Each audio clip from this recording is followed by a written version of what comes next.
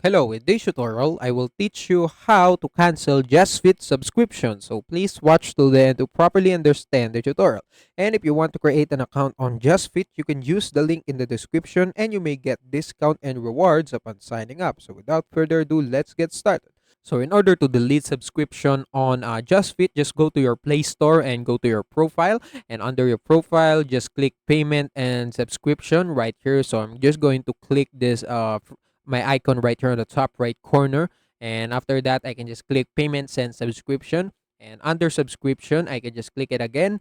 And right here, all of my subscription under my Play Store application and will appear right here. So I can just, click them right here if I have some subscription, and I can just cancel it if I want. And yeah, that's it. That's how you can cancel Just Fit also subscription on phone. And also that's it for this tutorial. If you want more, please like this video, subscribe to our channel, and see you in the next one.